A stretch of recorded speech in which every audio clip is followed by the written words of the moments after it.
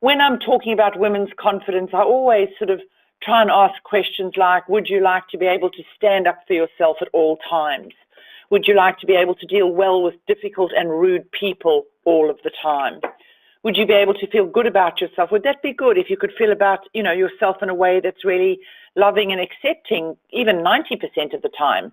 And I'll explain a little bit later on why I ask you that, because as women, we're so good at being down on ourselves and not supporting ourselves.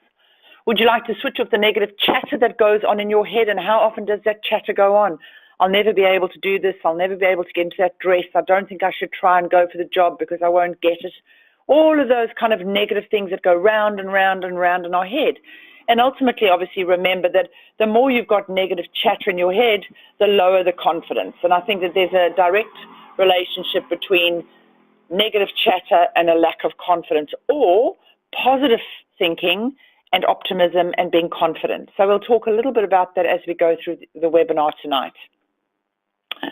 Would you like to be able to go into any situation and feel good about yourself, about you, about your abilities, as opposed to doubt yourself and be really unsure that you can achieve things? Now, I think it's natural for all of us to feel a little bit nervous at times and uncertain or unsure. Absolutely. I think if we don't do that, it could be, why don't we feel nervous, particularly, for example, if we've got to present to the board or speak in front of 200 people? That's natural nerves.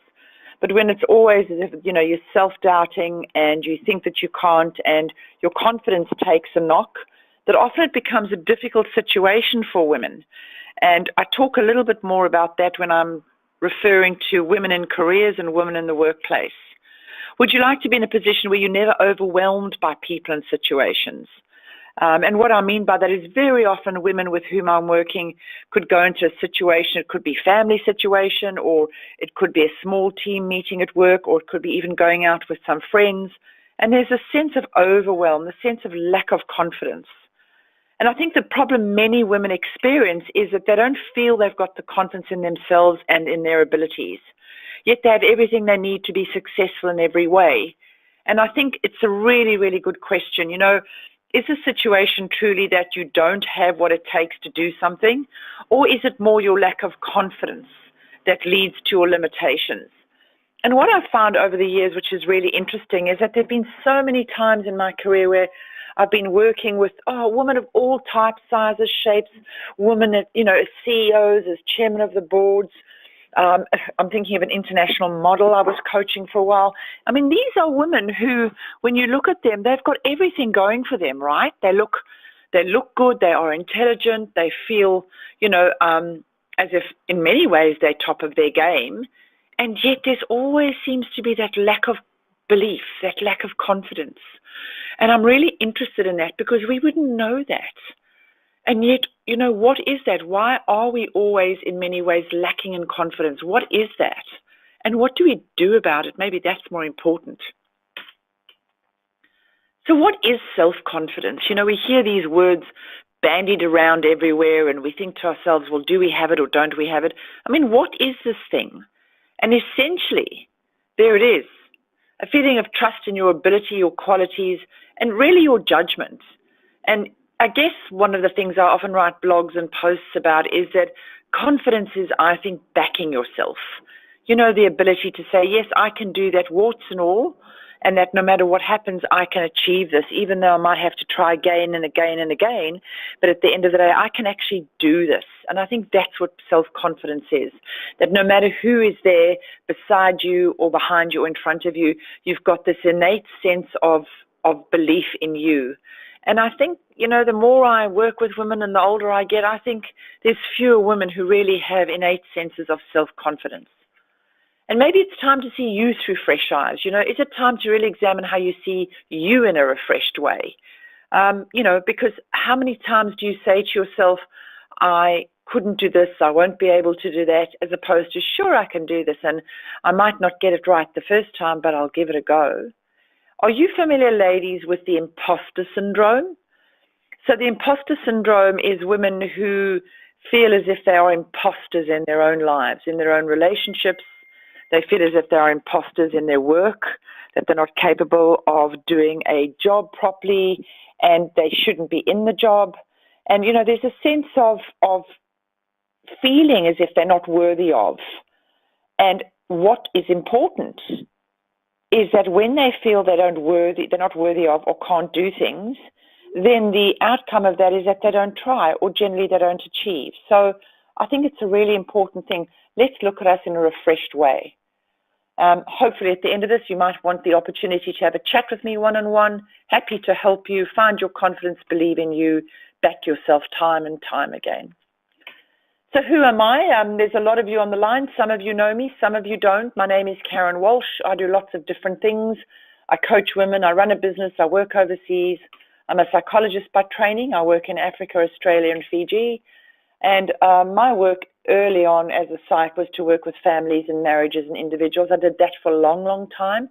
And at the same time, I was running leadership programs and leadership development programs, and now I run empowering women programs. So I write columns and speak at conferences. I've won a couple of awards.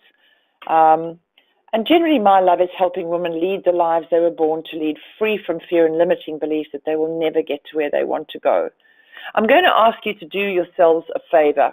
So tomorrow, if you have the opportunity, I want you to grab a little notebook and I want you to grab a pen.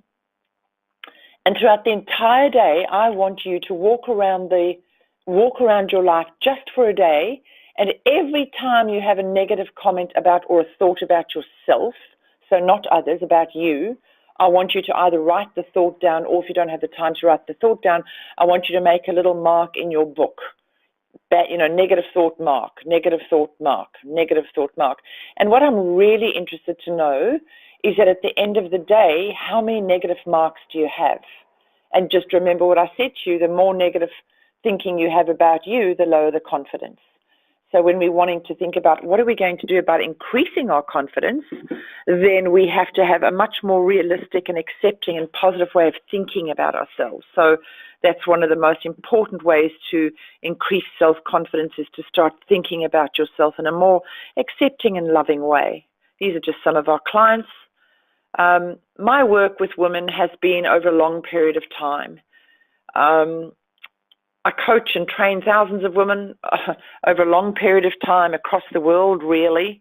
I'm very interested in women. I'm interested in what we are capable of doing. I'm interested in the fact that, we have struggled with gender inequality for many, many, many centuries, really, since the dawn of mankind, but not to let ourselves get down with that there's so many things that we can do and we do, and really the world just wouldn't be the same without women. I think the other reason why I'm very interested in women is that I think we don't give ourselves a fair go. We very often take what comes our way. We don't stand up for ourselves. We lack in confidence. We know the statistics that a woman will earn 17.3% less than the man sitting next to her for the same job, even though she may be better qualified. We know that less than 3% of women are in international positions around the world. Not to bring politics into it, but I really believe Julie Bishop left because she wasn't supported in the end. And I think to have a situation where we've got a very powerful government, or at least a more powerful one, she would have been fabulous for that job, and immensely disappointed she is. I think it was because she was a woman, actually. So common issues include self-doubt, that lack of confidence, not being assertive, ladies. And one of the studies shows that not being assertive is really interesting. In a recent study, it showed that men will quite happily ask for an increase at work because they feel they deserve it, or they work hard and they think that, it's really something that they should be asking for, and they do. But we women don't. We wait for, to be told we can have an increase, to be told we can have an increase. Notice how I said that. We wait to be given a seat at the table of organizational greatness, if that's what we, are in terms of going up in executive positions. Essentially, we don't fight for what we want. We don't back ourselves, and that's not Karen Walsh talking, that's research. We don't feel in control of our lives at times, and I think it's a problem for us. I think it's about really looking at all of us as a gender and working out what can we do more of and differently, so that ultimately we can have control over our lives. We can be confident in everything that we want to do and be happy with what we do and back ourselves. So the Empowering Women to Thrive really comes from my work with women. Initially came out of the domestic violence space. I've been working in domestic violence for many, many years. Some of you may know. I'm about helping women at all levels and ages thrive. One of the things I really found interesting to do was in 2005, I helped the federal government set up the 1-800 Respect line, which still operates today, and then spent probably about a year, just under a year, training 900 counselors on the line. Now, the reason I say this and share it with you is because I have a deep commitment to women for all the reasons that I've shared with you. And I think that domestic violence is one of the key areas where women obviously lose their lives, as do children, as do men. But if you consider that 4 in 1 is men against women who actually perpetrate crimes, obviously then it shows understandably that women will be the greatest recipients of domestic violence. Some scary women confidence and image stats. I thought these were absolutely staggering when I saw them. 4 out of 5 women in Australia have low self-esteem. I thought that was unbelievable, and this is actually research that's been done. Of 13 countries studied, Australia ranked number 11 for women reporting low self-esteem. Now, you might think, why? You know, beautiful country, so many opportunities, so many things we can do. Why are we number 11 out of 13 countries reporting low self-esteem? And by the way, ladies, low self-esteem is hooked into and connected with low confidence. And I think it's a really important thing to say is that low self-esteem is how we value ourselves. And again, it's largely around the way that we think about ourselves, the messages that we say to ourselves. You know, I'll never be able to get that job. I'm far too fat for that dress. I'll never be able to study. I'm too stupid. These are the things that we say regularly. And as I say, that really attacks our self-esteem and our confidence. And of the 4 in 5 women who have low body esteem, 89% opt out of important activities, such as hanging with friends and family because of the way they look. Now, 90% of us opt out.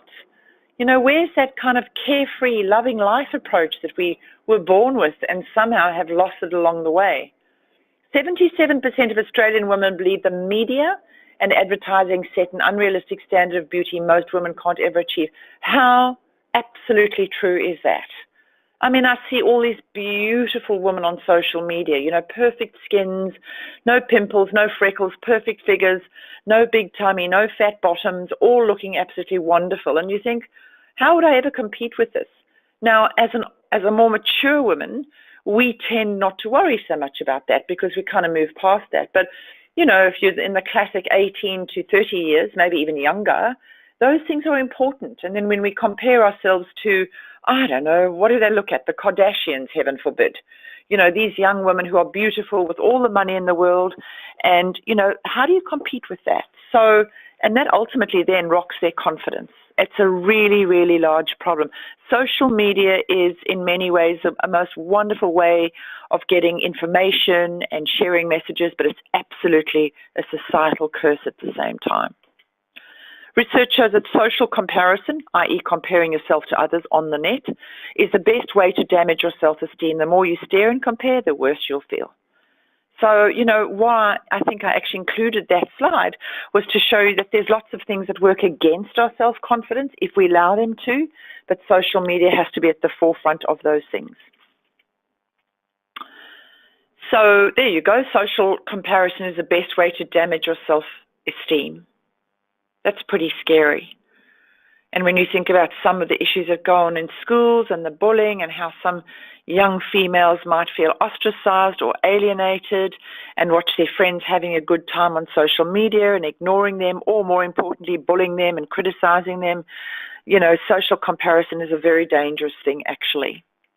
So 6 things about confidence not to overlook.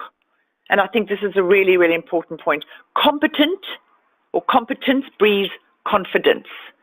So the better at something you feel you are, or the better at something you feel you are getting, generally you feel better about doing it. So competence tends to breed confidence. Not always, but most of the time. An example would be, let's just say you're going rowing. You get into the rowboat the first time, you fall out, you have no confidence. The next time you go back, you only half fall out, so you feel a bit better. The third time, you stay in the boat, even though it's a bit rocky, and you feel, yep, I can do this. And then after that 4th time and thereon after, you say, yep, I can row this well, because you've got the confidence and the competence to row. And it's gained over time. I think this is a really important point. Most people actually think, or particularly women will say to me, oh, well, if only I could get into that dress, I'll be fine, I'll be confident. Or if only I could pass that exam, I'd feel much better about myself. It doesn't work that way, ladies. Confidence comes out over time. I say confidence is an outcome. It's not something that you can do overnight. You've got to do a range of different things beforehand to be confident in something. And I think many of us don't understand that. It is an outcome. And it's all about what you say to yourself. And I can't reiterate this strongly enough. You can have people criticizing you and calling you names and being rude and not giving you the position at work and ignoring you as an executive female. And you can take all of that on. But the other thing you can do is not allow that to affect you, because you feel good about you. You've got the confidence within you. You've got the self-belief and the self-worth that no matter what, you stand true and you stand tall. And of course, that's easier said than done. I understand that. But at the end of the day, confidence is all about what you say to yourself. And it's lost when you compare yourself to others. You know why? Because there's always going to be somebody in this world who's better looking than us, who's richer than us, who's thinner than us, who's got nicer clothing than we have, who drives a better car, who lives in a better suburb. If we compare ourselves to others, we will always find others who will be better than us. And by the same token, we will always find others who will be worse off than we are. So why do we bother even doing that? Let's just be confident and happy with who we are and what we are, and strive every single day to be the very, very best woman we can be. Because that's all we can do, and that's all we need to do. It's about us, how we think, and being the very best we can be. And it's built by you and for you, by supportive others around you. The thing is that we're all going to have some times in our lives when life doesn't work well. I've been speaking at conferences. I speak at about 25 conferences a year, and I ask this question in so many of the conferences I speak at. How many of you have lives that just absolutely rock? How many of you on the webinar tonight, and there's a lot of you, have lives that just work well, that no problems, perfect marriage, perfect career, perfect health, perfect friends, perfect body? I have never met somebody whose life is consistently perfect. And at those times in our lives when we're really struggling, because we all inevitably will, it's wonderful to be supported by people around you who hold your confidence and help you through difficult times. Never underestimate the power of relationships, friendships, and particularly, I think, women friendships. But that's another topic. So what are our problems? Well, we lack competence in many ways. And as I said, competence breeds confidence. Many women don't feel they rate. They just don't rate. I was working with a CEO the other day. She's just asked me to help coach her. And we're sitting in a board meeting with 7 men. And she's the chairman. Like, she's sitting there. She's the CEO. Sorry, she's not the chairman. She's the CEO. She's a powerful woman in the room. But it was so interesting to watch. She literally shrunk when she walked into that room, and I could feel her shrink.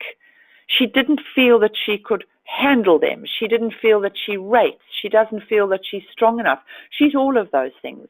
But it's what she says to herself that makes her feel the way she does. And here's a key outcome of today. What we think, so we feel. What we think, so we feel. At the end of the day, a feeling is a sensation. There is no thought. There's no logic to a feeling. It's a sensation. But the most important thing is how we understand the emotion, how we understand the sensation. And that's where your brain, your ability to rationalize, to understand, to look at things logically overrides it and says, okay, I have every reason to feel upset or emotional, but at the end of the day, I know I'm a good woman. I know that I've got everything it takes to really rate and do well. And so I'm going to not allow this feeling of inadequacy or incompetence ruin my night or ruin my job or ruin my situation. Thinking in the way that we perceive ourselves is critical to building our confidence. We feel we're not good enough. I said just now, males get 17.3% more than we do. Self-doubt is the enemy of confidence. So there you go. I think that's a really powerful few words. Self-doubt is the enemy of confidence. So the results are, if you don't back yourself, you feel miserable at times or all of the time. I'm not thriving like I should.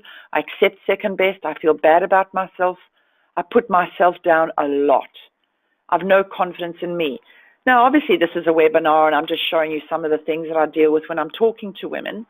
And I'm also going back to what I said earlier, that I can come across very strong women, very career successful women, very beautiful women in their own lives, or women who seem to have it all, but this is where they sit in their own lives. When you take, the face off or the mask off, or as one of my friends say, let me take my makeup off and you'll see who I really am.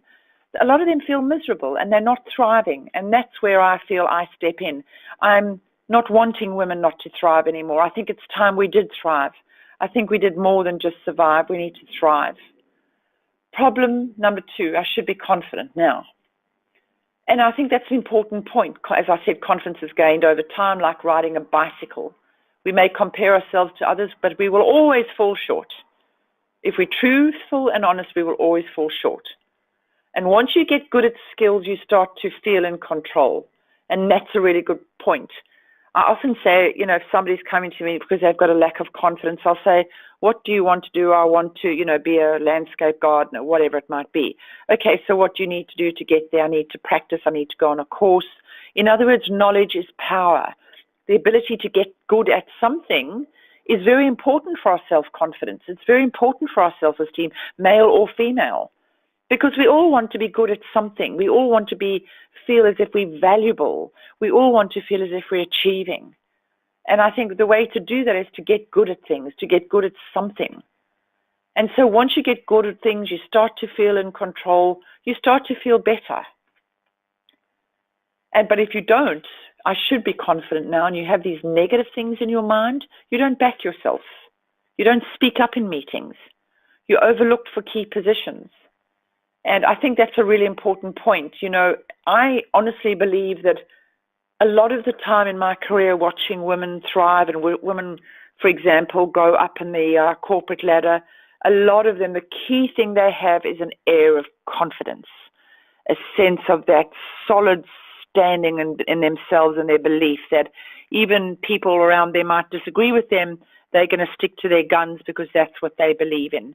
That's what I would like to see for each and every one of you on the line tonight, that you stand by what you believe and you hold your head tall. Problem number 3, I want to be confident anyway. So as I said, it's an outcome. It's not like a tap you can switch on and off. It takes time. I think that's a really key outcome as well. Sometimes women will say, well, look, I'd like to be confident. By next week, I want to be able to walk into a meeting and I want to be able to deal with a situation and deal with one of the members on the board. It's not going to happen next week. It might not happen next month. It might not happen in 2 months. But what it will do is over time, once you get better at it and you get a bit of help or you get a bit of knowledge and you start feeling as if you can actually tread water better, so you're able to be more confident. I think one of the areas that we struggle with women is unrealistic expectations. We want to be super people. We want to be super at everything we do. And I actually believe we are. If you think about it, we conceive, we carry the baby, we have the baby, we grow the baby, we look after the village, we look after people at work, we look after our family, we look after our ailing father, we look after our distressed friends. I think women are absolutely phenomenal human beings, and I agree with the Dalai Lama who said that the world would be led by women, and I think it is being led by women. I just want to see more of us step up into the role. And so when you've got, it takes time and unrealistic expectations, you often feel bad because you fall short of what your expectations are. Sometimes you get frustrated and angry at yourself and others, and sometimes you feel bad about yourself. And here's a lovely one, a classic one. Problem number 4, I put myself down all the time. How many of you on the line tonight put yourselves down regularly? I'll never be able to do that, or I'm not going to try that, or I can't see that I'll be able to get that job. How many of you, what percentage of the time would you put yourselves down? So negative thoughts about you. So there's a lot of you on the line. Just a couple of you, just send through a percentage on the question bar. Just give me a percentage out of 100. How many times a day, or generally you think negatively about yourself? Well, there you go. I've got one person saying 75%. I've got another person saying 92%, 36%. Okay, so all of them are very high. And 92%? So the majority of the time you put yourself down. And I think that's really what this webinar is about. What are we going to do about this? As I said, confidence is about what you say to yourself. If you regularly berate yourself, you eat away at your self-esteem. And when you do that, you leave nothing in your army to fight the negative thoughts that come your way. 70% of the time, I've got another one. I mean, 70% of the time is a lot, ladies. 91%, 92% is too much. You know, what are we going to do about this? Because as I said, and quite clearly I'm describing, it's affecting your life in many ways. And so when you put yourself down 70, 90% of the time and you regularly berate yourself, you always feel less than others. You never feel that you can achieve what you really could and should, because there's nothing in this world that you should not be able to achieve. You're capable and you're competent, and now it's just about backing yourself all the way. And one of the questions I'm often asked is, well, you know, Karen, I was raised in a family that was very critical and people were actually rude to me and hurtful, and so I've lost my confidence. And I absolutely can see how that would happen. But that doesn't mean as an adult, as a woman, that you can't get it back. That really doesn't mean that you can't work on yourself and go on a course or go into counseling or have some coaching where you can actually start to really acknowledge what you do well and truly, truly and honestly, you know, get your life back for you, because there's nothing you can't achieve if you really want to. The greatest limitation we have as women is us. A lot of us stay in the safe zone. Oh, I won't try for that job because I won't get it. Or, you know, I really like that guy. He looks pretty good. Or that girl, she looks pretty gorgeous, but I'm not going there because I know I'll be rejected. So what do? We stay in the safe zone. And we don't venture out like a turtle who puts their head out of the shell, because if we do, we might have to put our head straight back in the shell because it's safe. And safe isn't always happy, ladies. Trust me, it is not always happy. And this is probably more for younger women, and there's a few of you on the line who I recognize who are younger, but, you know, I constantly compare myself to others. Now, when you compare yourself to others, as I said in an earlier slide, you know what? You will never win it all, because you can't. Because, as I said, there's always people who are more beautiful. Younger, prettier, smarter, older, more overweight, less intelligent, richer, poorer. When we as women try to rate ourselves against others, we will fall short. So I think part of confidence is accepting that, you know what, I am myself, warts and all, and I'm going to really focus on and play to my strengths and make sure that whatever strengths I have, I'm going to enhance. And if I don't know how to do that, I'm going to find somebody who will help me and who can show me and can actually teach me to have the confidence that I know I really need, because I'm not living the life I should when I don't have the confidence that I need. And so when I do rate myself against others and compare myself, I don't believe I'm as good as others. I don't believe I'm as deserving. I don't think I'm as capable as others. Of course, no, I couldn't be as capable as others because they're making more money, or they've got husbands and they've got children. That's all I've ever wanted. That might be the case, but we don't know what goes on in their lives, because there's no person, as I said earlier, with a perfect life. So we don't try or do or go or back ourselves. So does this sound like any of you on the line? Does this sound like maybe some of you, or maybe in each of you it's a little bit of you, not all of you? And okay, even if it's a little bit of you and not all of you, it still means that there's something we can do differently to change what it is that we struggle with. And this is the other one. I don't feel confident in my own skin. I said confidence is built by you and for you. Often when women tell me I don't feel confident in my own skin, they feel lost a lot of the time.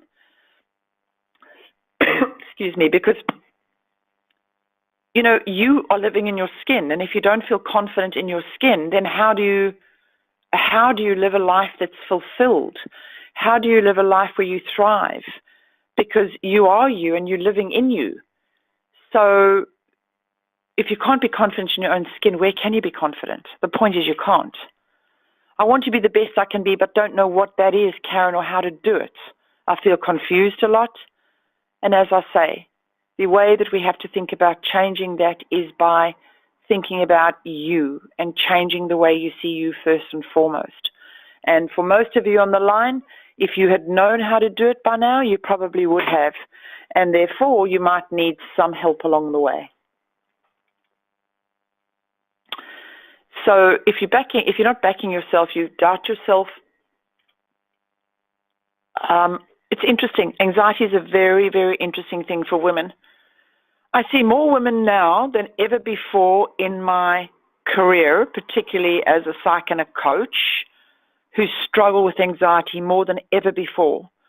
I would say that panic attacks are on the increase, and I've seen more panic attacks in 18-year-old to 24-year-old women than any other age group.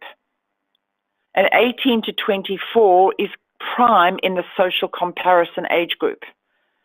So if younger women are constantly comparing themselves to others and feeling that they don't stack up, which inevitably they will feel, it gives them ongoing panic attacks and anxiety. They feel then they don't have the courage, they feel like crap, and ultimately their confidence is eroded. So come back into what I was saying to you earlier about it's in the way that you think. If you think you can't, well, you won't. If you believe you don't rate, then you won't. If you compare yourself to others, you will fall short. If you tell yourself you're not good enough, you probably won't be, in your own mind, that is, not in anybody else's mind. It's all in the messages we tell ourselves. Just if I go back to the last one, if you tell yourself you're not good enough, you won't be. That comes back to a comment I made a little bit earlier on, in that I think women are the most amazing human beings and there's nothing we can't do. But if you consider that statement, if you tell yourself you're not good enough, you won't be, how limiting is that? Whereby you could have been, destined to do great things, but because you don't believe you can, or you don't have the confidence to believe you can, or you lack the courage to try these things, then you're not going to get to the greatness that you probably are deserving to get to.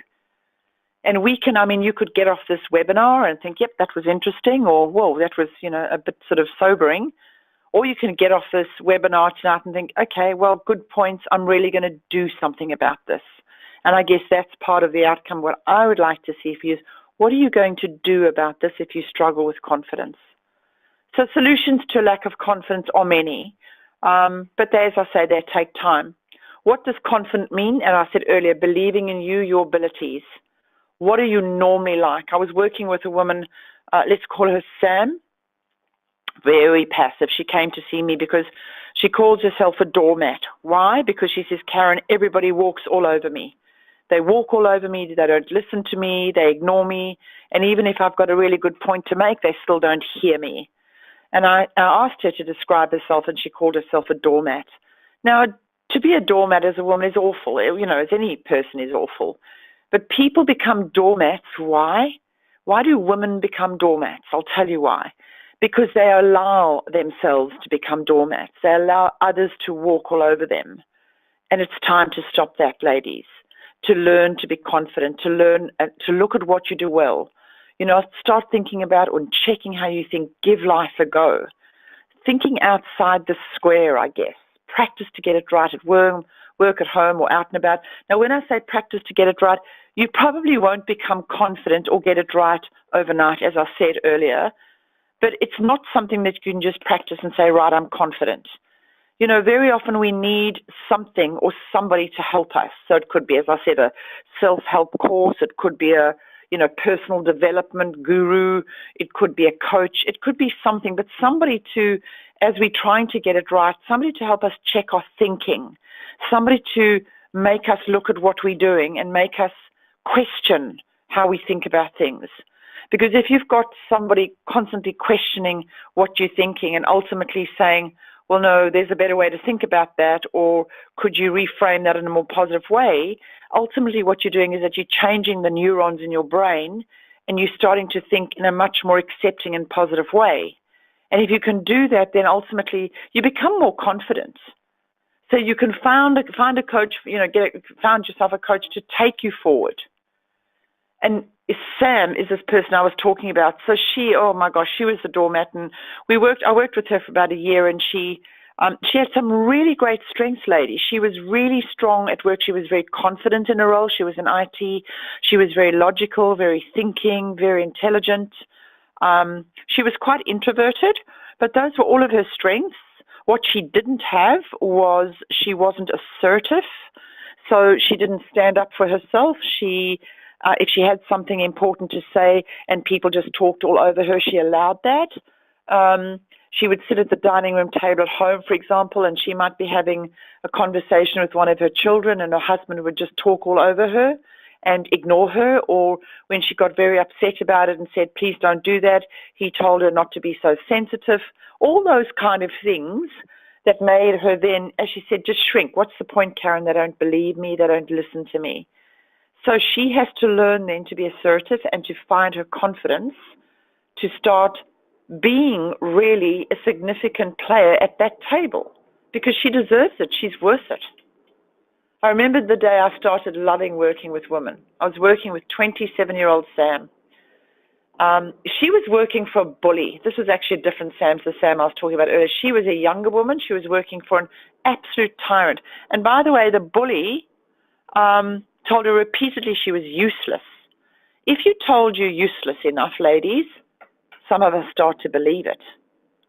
But what she was doing was she was allowing him to tell her how useless she was, and she didn't stand up to him. As far as I'm concerned, he was just a bully and a psychopath. And he was actually in a leadership position, which I think is staggering. Most of you will know I do a lot of work in leadership in Australia and internationally, developing leaders. And a leader who tells one of his people how useless she is, really he should have been fired as far as I'm concerned. But eventually when she came to see me, she believed him. She was weepy, she was desperate, she was telling me how hopeless she was. She had no confidence, no self-esteem whatsoever. It was awful. However, I remember saying to her so clearly, I was sitting in my office saying, well, you need to learn to back yourself. And she said, well, I can't back myself because I don't know how. And I think the changing point for me was at that time, I just said to her, well, if you can't do it, then I'll do it for you until you learn how to do it. And I think that was a really important point, which I did. I actually stood by her. Today she's finishing her degree. In fact, she's just finished her PhD. I think it is PhD. She loves her job. She's a director in an IT company. She's in a great relationship. And who said you can't be confident? Any one of us can be confident. Any one of us can learn to be confident. If we've got the right support, we've got the right approach, we've got the right, systems and processes around us, and we've got the ability to try things to be different. We can all learn to be more confident. And gaining confidence. Sue was an interesting thing. Another client of mine, she was a quiet child, always felt shy. She still does. She came to get help to understand why she had no confidence. What has a lack of confidence stopped you doing? So for all of you women on the line tonight, and there's a lot of you, what has your lack of confidence stopped you doing? What has it taken away from you? I think that's a really good question. What has it not allowed you to do? In other words, what has it taken away from you? For Sue, it was getting her career as a top lawyer. And one of the things to think about is to get a coach to teach you, or a counselor, or somebody who's got the capacity and the ability to do this. I remember working with Sue for 5 months. We did role play after role play after role play. Eventually, I think that role plays drove us both crazy, but I'll tell you something. She was a completely different woman in conflict and with difficult people who tried to bully her. No longer was she being bullied. And track and measure when you improve in the results. She did agree. She became a lawyer initially. She's very assertive and now runs her own law practice, as I said. So she's a very interesting person, but she's very confident. There are times she'll tell me that she still doubts herself, like, do I look good in this dress or don't I? But when I compare her now to how I saw her all those years ago, a completely different person. And I think the most important point she makes is that she feels that confidence has actually allowed her to get her life, as opposed to survive her life, which is really interesting. This beautiful, beautiful woman here is such a fantastic female. She is the CEO of an aged care outfit in Newcastle, and she is one of the most charismatic and inspirational women I've ever met. She asked me a couple of years ago to coach her. She was interesting in that, I mean, she's very, very dynamic. And I remember saying, why do you need a coach? And she said, oh, she really struggles sometimes with some of the people on the board. And there's a couple of public situations, public speaking at the time, that she was really uncomfortable with. And she was a really interesting person, because you would never think that she would be somebody who would be in a position that she didn't have the confidence. And she had everything going for her. That's the point. She had everything going for her. Her negative thinking, I can't do this, I don't want to go to the board meeting, they're going to tear strips off me, notice the negative thinking, actually affected her to the extent that she said to me, if I can't get this right, I'm going to resign. And I remember saying, no, you don't need to resign. You can do this. So she did it. So I coached her for a while. She got the Australian CEO of the Year. She was wonderful. And she said the most amazing thing she got was really confidence. But the confidence didn't come from me or from others. The confidence came from her. And I think that's the point. Just some of the things we do. This is in terms of, so when I thought about what am I going to do to help women? What can I do if I can't see them? And so I wrote a program called Be Unstoppable. It's a 9-stage program for women around the world, which will be launched. Actually, I should have updated that. Sorry, ladies, we did launch it. If you're interested, I will send you the link to it. The link's also been updated. But the 9 stages are personal empowerment, taking control of your life, followed by your story, you really matter. And I threw that topic in because women often don't think they do matter, and we do. The third one was about trust, love, and safety in relationships. How do we have trust, love, and safety in our relationships at work and at home, actually, not just, at home. A topic on women in business and how to be, assertive and be a great leader, or even, for example, a follower. Not all of us have to lead. Managing stress as a woman in a challenging world, it should be. How to communicate assertively and confidently.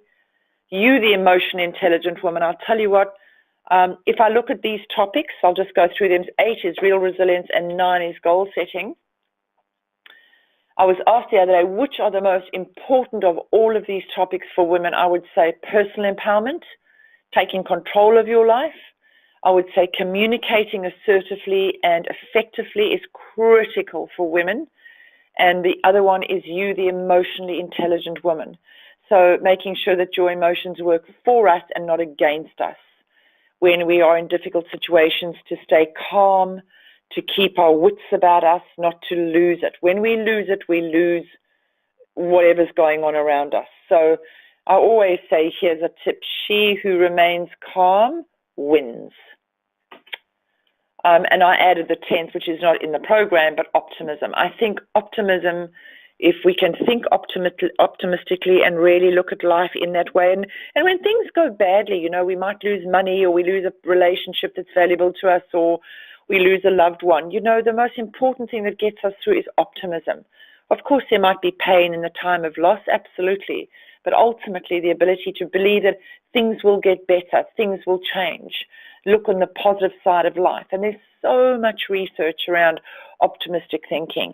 People who think optimistically tend to live longer, they're healthier, they're wealthier, they have better relationships around them. There's so many good things that come out of optimistic thinking. So ladies, you got this.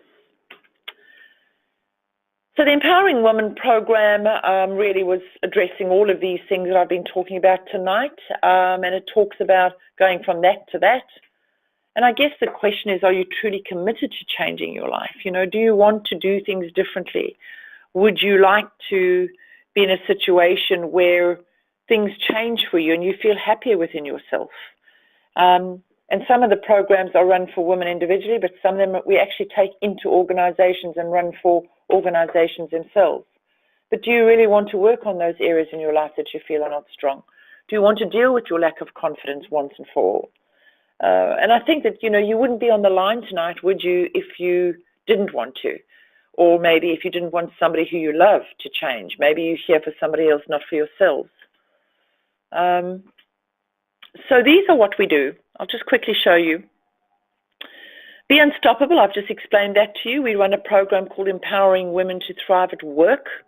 It's 12 stages, and what we do is we go into organizations and we run them in organizations. So we run them in construction companies, we run them in councils, we run them in community organizations. We've just finished running one in Master Builders Association. And these programs are about going into organizations to help women, not women in leadership necessarily, women in all levels. So, you know, could be admin, could be secretarial, could be finance, could be reps, anywhere, to help them thrive and to get all the characteristics that I showed you around confidence and emotional intelligence, personal empowerment. We run women's retreats, which is really a lovely thing to attend, normally 3 days, and we do coaching. So those are the things that we offer, and if you would like to, you're welcome to have a wellness review with me. There is a time trade. Now, if you wanted to write that time trade down, that thing that's at the very bottom of the screen here, if you write that down and if you go on, you're able to book a time with me. No expenses, there's no cost to that. If you would like me to come into your organization and talk to the women in your organization and maybe think about running a women's program in there, very happy to do that at no charge either. Or if you just want to have a chat to me about your life and what's going on and you might be struggling, well, just go through the time trade. There it is there. So ladies, it's been an absolute pleasure talking with you this evening. Are there any questions that any of you may have?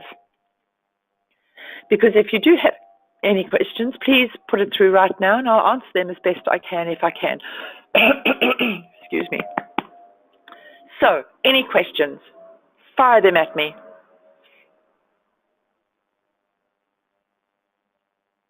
Okay, so I've got a question here about, is there a difference between confidence in extroverted women or confidence in introverted women? The answer simply is no. Confidence is different to extroversion and introversion. They're very, very, very different things. Confidence essentially is a skill. Extroversion and introversion is a personality trait, something with which we're born. Introversion and extroversion, if you're born an extrovert, you will die an extrovert. You can learn the skills. For example, if you are an introvert, to be able to be more comfortable speaking publicly or talking to large groups of people, which is an extroverted behavior. So if you are introverted, you can build the skills to become, you know, more comfortable in situations where you would not normally be comfortable. But confidence is different. Confidence is something, essentially a skill that we build over time. So confidence is a skill. Introversion or extroversion is a personality trait, and they're different things. But you can be confident as an introvert and you can be confident as an extrovert. You can lack in confidence as an introvert and you can lack in confidence as an extrovert. So that was a really interesting and good question. So ladies, I really hope that you enjoy the webinar series for women. I hope that you get a lot out of them. It's interesting to see that there's a lot more women coming on from other countries. Some of you are from Denmark. Now, I would love to know, how on earth from Denmark did you find out about these webinars? I guess that's the power of the media. There's 2 of you on the line from the States. How did you find out about these webinars? Ultimately, look, it's fantastic to have you, and I love running them. So love to hear from you. You know how to contact me, and love to come into your organization or speak to you about personal challenges that you may have. So thanks so much for coming on the line.